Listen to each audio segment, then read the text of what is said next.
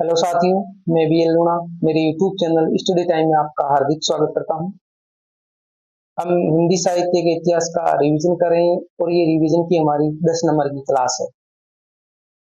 First grade का हम जो रिवीजन कर रहे हैं, तो हमारे जो फर्स्ट ग्रेड की जो एग्जाम डेट है वो बिल्कुल नजदीक है। हमारे पास में 8-10 दिनों का ही टाइम बचा है, तो हम अच्छे से रिवीजन करते हुए चलेंगे। प्रत्येक जो वीडियो है उसके अंदर देखने में 5 क्वेश्चन हम लेते हैं, पर वो 5 क्वेश्चन नहीं होते, वो 50-60 क्वेश्चन बन जाते हैं, क्योंकि हम उसको उस प्रकार देखते हैं कि हमारा एक जो टॉपिक है वो अच्छे से क्लियर हो जाए। तो अगर आप फर्स्ट ग्रेड की तैयारी कर रहे थे इतने दिनों तक, तो आप इस वीडियो से नियमित मेरे चैनल से जुड़िए, आपको अच्छा सा फायदा हो। वीडियो पसंद आती है तो इसको लाइक करिए, प्यारा सा कमेंट करिए। किसी भी प्रकार का आपको डाउट रहता है तो आप मेरे को कमेंट करके बताइए। तो बिना समय गंवाए हम शुरुआत करते हैं इस क्लास की। उससे पहले आपको बता दूं कि इसकी जो सारी वीडियो है, आप देखना चाहते हैं तो एक प्लेलिस्ट बनी हुई है, वहां पर फर्स्ट ग्रेड के नाम से तो मेरे चैनल पे अपलोड है। और इसकी आपको पीडीएफ फाइल चाहिए, तो जितने भी वीडियो उसकी पीडीएफ फाइल मेरे टेलीग्राम चैनल पे जो स्टडी टाइम बीएल गुणा के नाम से, उसका लिंक भी मेरे वीडियो के डिस्क्रिप्शन बॉक्स में, तो आप दोनों चीजें देख सकते हो कि पीडीएफ फाइल है वो भी डाउनलोड कर सकते हो और आप वीडियो को नीचे से वॉच कर सकते हो। जो भी कोई टॉपिक आपका अच्छे से क्लियर नहीं हुआ तो आप जाकर उसको वॉच कर सकते हो। अब देखिए, हमारा जो आज का 10 नंबर की जो क्लास है उसका जो पहला क्वेश्चन है वो है, सरकारी पत्राचार में अपने समकक्ष तथा अधीनस्थ कर्मचारी को सामान्य संदेश भेजने के लिए किस पत्र का प्रयोग किया जाता है। यानी एक तो समकक्ष यानी उसके बराबर का हो, समकक्ष का मतलब बराबर का हो, और एक अधीनस्थ यानी उसके नीचे कोई कार्य करने वाला हो, तो उसको ज्ञापन दिया जाता है, ज्ञापन का प्रयोग किया जाता है। व्याख्या देखते हैं हम। ये अन्य पुरुष शैली में लिखा जाता है, ज्ञापन है वो अन्य पुरुष शैली में लिखा जाता है। ज्ञापन में प्रशंसा और अभिवादन नहीं होता है। इसके अंदर जो हम किसी की प्रशंसा करते हैं, किसी का अभिवादन करते हैं, जिस प्रकार हम एक एप्लीकेशन देते हैं, तो उसके अंदर हम जैसे वो जो अभिवादन के लिए महोदय और ऐसे जो वाक्य जो काम में लेते हैं, ये इस प्रकार के वाक्य इसके अंदर नहीं होते हैं। ज्ञापन में अनुरोध पूर्वक निवेदन भाव रहता है, यानी उससे अनुरोध किया जाता है। जिस प्रकार हम जैसे ज्ञापन देते हैं, जैसे मान लिया हम एसडीएम को देते हैं या हमारे जो जनप्रतिनिधि होती है, एमएलए है, सरपंच, उनको देते हैं, तो उसके अंदर एक निवेदन का भाव होता है। ज्ञापन में भेजने वाले के हस्ताक्षर, किसने ज्ञापन दिया है उसका नाम और उसका पद उसमें अंकित होता है। जैसे हम देते हैं तो हमारा जैसे कोई पद नहीं तो हम उसमें अपना नाम तो लिखते हैं, अपने हस्ताक्षर करते हैं। बाकी कोई अधिकारी होता है तो अपना पद है वो भी दर्शाता है। इसमें संबोधन, बहुधीय आदि का प्रयोग नहीं किया जाता। तो ये बातें हैं वो अच्छे से ध्यान रखनी। आपसे पूछा जाएगा निम्न में से ज्ञापन से संबंधित नहीं है, तो ये सारे पॉइंट दिए उसमें आएगा, इसमें संबोधन, बहुधीय आदि का प्रयोग होता है, तो वो अगर अच्छे से नहीं पढ़े तो वो गलत हो जाएगा। तो इसके अंदर इसका संबोधन का, बहुधीय का ऐसा प्रयोग इसके अंदर नहीं किया जाता है। 2 नंबर का क्वेश्चन देखिए हमारा। 2 नंबर का क्वेश्चन है, राजपत्र जिसको गजट बोला जाता है में प्रकाशित किसे किया जाता है। यानी राजपत्र जो गजट होता है उसमें किसका प्रकाशन किया जाता है, तो वो होती है अधिसूचना, उसको राजपत्र गजट में प्रकाशित किया जाता है। तो इसकी व्याख्या देखते हैं हम।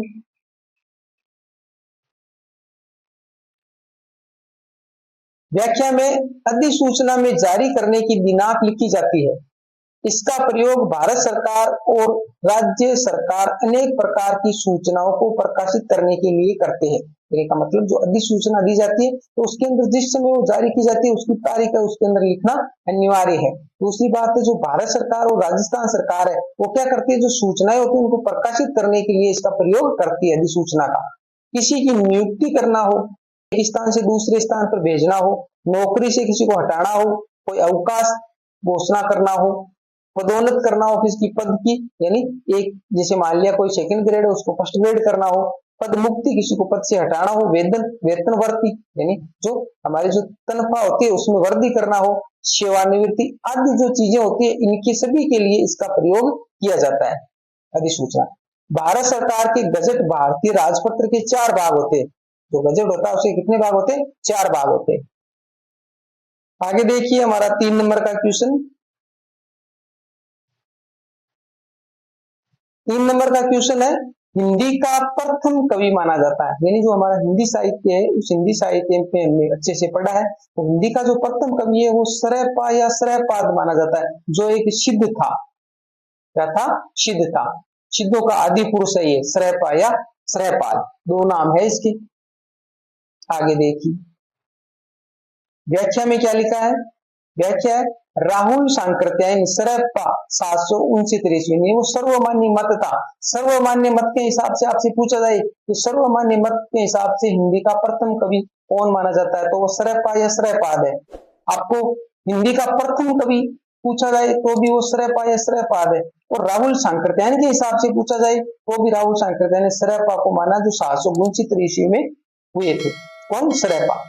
शिव सिंह सेंगर है, उसने हिंदी का प्रथम कवि माना। पुष्य या पुंड नामक जो कवि है, जो 10वीं शताब्दी में हुआ था। डॉक्टर गणपति चंद्र गुप्त है, उन्होंने शालिभद्र सूर्य उसको माना, जो 1184 ईस्वी में हुआ था। डॉक्टर रामकुमार वर्मा ने स्वयंभू को माना है, जो अपभ्रंश के है ये स्वयंभू, अपभ्रंश के प्रथम 693 ईस्वी में हुए थे। और आचार्य हजारी प्रसाद द्विवेदी ने अब्दुल रहमान को माना, जो 13वीं शताब्दी में हुए थे। और डॉक्टर वचन सिंह ने विद्यापति को माना, जो 15वीं शताब्दी में हुए थे। ये सारे ही महत्वपूर्ण है, सारे से संबंधित एग्जाम में क्वेश्चन लेकर पूछा जा चुका है, तो इसको अच्छे से आपको अलग अलग याद करना है कि राहुल सांकृत्यायन को किसने माना है, शिव सिंह सेंगर ने किसको माना है, डॉक्टर गणपति चंद्र गुप्त ने किसको माना है, तो इन सभी को आपको अच्छे से याद करना है। आगे देखिए चंद्रधर शर्मा जो गुलेरी, उसने राजा मुंज को माना, जो 993 ईस्वी में हुए थे। और आचार्य रामचंद्र शुक्ला, उसने राजा मुंज या भोज को माना, जो 993 ईस्वी में। दोनों एक ही है ये, तो 993। तो चंद्रधर शर्मा गुलेरी और आचार्य रामचंद्र शुक्ला दोनों ने मुंज कवि है उसको माना है। अब बात करते हैं क्वेश्चन नंबर हम 4 की। हिंदी की सर्वप्रथम रचना मानी जाती है, ये हिंदी की सर्वप्रथम रचना कौन सी है, तो वो है एक श्रावकाकार नाम की रचना, जो हिंदी की प्रथम रचना मानी जाती है। तो श्रावकाचार है, तो उसकी रचना, इसका थोड़ा वर्णन देख लेते हैं व्याख्या में। तो देखिए व्याख्या में दे रखा है कि जो श्रावकाचार है वो जैन कवि देवसेन द्वारा रचित है, यानी जैन कवि था, उसने इसकी रचना की श्रावकाचार की। इसका प्रकाशन 933 ईस्वी में हुआ था। इसमें कुल 250 दोहे हैं। इसमें गृहस्थ धर्म का वर्णन किया गया है, यानी जो हमारा गृहस्थ धर्म होता है उसके बारे में इसके अंदर वर्णन देखने को मिलता है। तो ये सारे जो पॉइंट है वो महत्वपूर्ण है श्रावकाचार के हिसाब से, इसको अच्छे से आप याद करिए।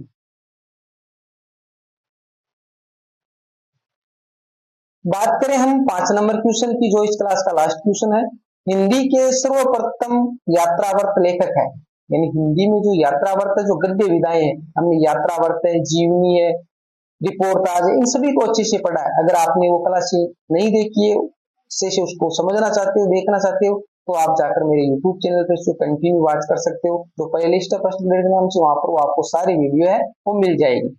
तो हिंदी का जो सर्वप्रथम यात्रावर्त लेखक है वो है भारतेंदु हरिश्चंद्र। भारतेंदु हरिश्चंद्र। व्याख्या में देखें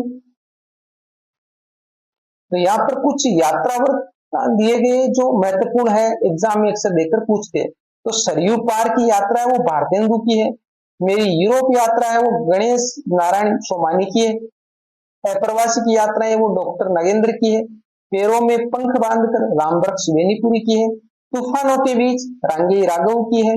सौंदर्य की नदी नर्मदा अमृतलाल बेगड़ की बहुत ही शानदार रचना, मैंने इसको अच्छे से पढ़ा है, बहुत ही अच्छी रचना है।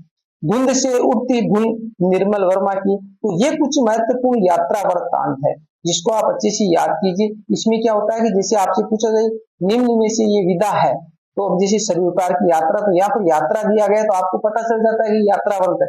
पर अब देखिए इसके अंदर देखिए पैरों में पंख बांधकर, तूफानों के बीच, चंद्रे की नदी नर्मदा, धुंध से उठती धुंध, इसमें पता नहीं चलता है। तो इसको आपको ध्यान में रखना है कि ये किस विधा है, यात्रावर्त है, जीवनी है, कहानी है, उपन्यास है। ऐसे क्वेश्चन भी अक्सर पूछे जाते हैं। तो इन रचनाओं को जब भी आप पढ़े तो इसके बारे में ऐसा भी आपको ध्यान में रखना है कि ये किस विधा की रचना है। तो हमने इसके अंदर 5 क्वेश्चन अच्छे से देखे।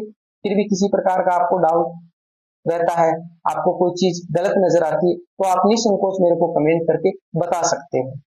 वीडियो पसंद आई है तो इसको लाइक करिए। अभी तक आपने चैनल को सब्सक्राइब नहीं किया तो सब्सक्राइब कर लीजिए। मिलते हैं अगली वीडियो में, तब तक के लिए जय भीम जय भारत।